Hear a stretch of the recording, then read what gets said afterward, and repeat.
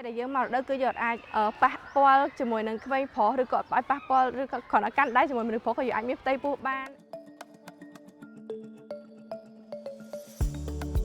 ឥឡូវនេះយើងកំពុងតែនៅសាលាវិទ្យាល័យគោកដងនៅក្នុងខេត្តសៀមរាបហើយថ្ងៃនេះយើងនឹងមកជួបសិស្សានុសិស្សទាំងអស់គ្នាដែលពួកគាត់កំពុងតែទទួលការអប់រំនិងការបណ្ដុះបណ្ដាលអំពីការគ្រប់គ្រងអនាម័យនៅពេលដែលពួកគាត់កំពុងតែមករដូវតោះអញ្ចឹងយើងទៅមើលពួកគាត់ទាំងអស់គ្នាណា Let's go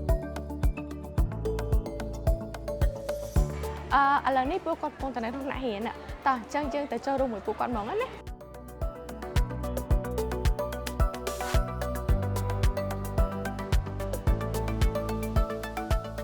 នៅពេលដែលខ្ញុំបាននិយាយជាមួយគាត់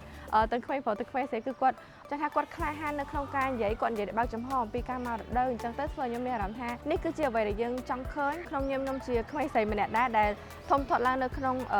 សង្គមមួយក៏ដូចជានៅក្នុងបរិបទមួយដែលការដែលនិយាយពីការមករដូវហ្នឹងគឺអត់បានទូលំទូលាយហើយត្រូវបានអាចនិយាយបានថាដូចជាហាមឃាត់អត់ឲ្យនិយាយពីរឿងនោះដល់ចំហដែលគិតថារឿងនេះវាគឺជារឿងដែលគួរឲ្យខ្មាស់អៀន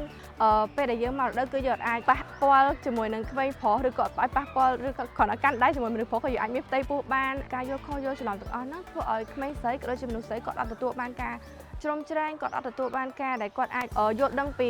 ព័ត៌មានទាំងអស់នោះច្បាស់លាស់ចឹងទៅធ្វើពេលដែលគាត់យល់ខុសឬពេលគាត់យល់ច្រឡំគឺគាត់នឹងប្រតិបត្តិខុសក្រោយពីខ្ញុំបានចូលរួមវគ្គបណ្ដុះបណ្ដាលលើកកម្ពស់សុខភាពនិងគ្រប់គ្រងអនាម័យពីមរតៅមកខ្ញុំបានចូលអនុវត្តចំពោះថ្នាក់ទី7និងថ្នាក់ទី11ផ្ទាល់ចំពោះថ្នាក់ទី7គឺខ្ញុំបង្ហាញគិតអំពីតើអ្វីទៅជាភាពពេញវ័យនិយាយអំពីតើអ្វីទៅជារដូវនិងវត្តរដូវសារៈសំខាន់របស់វត្តរដូវពេលដែលបងប្អូនគាត់យល់ដឹងអំពីការមករដូវអញ្ចឹងគាត់និយាយថាគាត់អាចមើលថែប្អូនស្រីរបស់គាត់បងស្រីរបស់គាត់ហើយនៅក្នុងពេលអនាគតនៅពេលដែលគាត់មានគ្រួសារគាត់អាចមើលថែប្រពន្ធរបស់គាត់បានហើយក្រោយពេលដែលខ្ញុំបានទទួលចំណេះដឹងពីមិត្តភ័ក្តិរបស់ខ្ញុំដែលបានចូលរៀនវគ្គបណ្ដុះបណ្ដាលអប់រំសុខភាពនេះគឺខ្ញុំទទួលបានចំណេះដឹងយ៉ាងច្រើនដឹងថាការមករដូវវាគឺជារឿងធម្មតាសម្រាប់មនុស្សស្រីព្រោះមនុស្សស្រីគ្រប់រូបត្រូវតែមានរដូវប្រសិនបើពួកគេគ្មានរដូវនោះទេគឺវាជារឿងមិនធម្មតា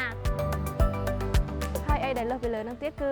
ខ្ញុំពិតជាសប្បាយចិត្តនៅពេលដែលបងប្អូនគាត់ទទួលបានការអប់រំក៏ដូចជាការបណ្ដុះបណ្ដាលទៅលើធ្វើសាលាអនាម័យដែលយើងអាចប្រើម្ដងទៀតបានណា reusable pad green lady តៃហើយនិងអ្នកគ្រូលោកគ្រូគាត់បានបញ្យល់ប្រាប់គាត់អំពីអនាម័យការគ្រប់គ្រងអនាម័យនៅពេលដែលមករដូវថាយើងគួរតែធ្វើបែបណាហើយសម្ភារៈឬក៏អ្វីខ្លះដែលយើងគួរតែប្រើនៅក្នុងពេលដែលយើងមករដូវក៏ដូចជា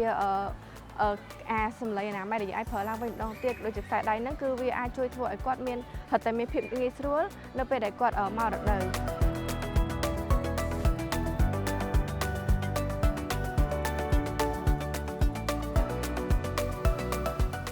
រីករាយទីវាអនាម័យពេលមករដូវ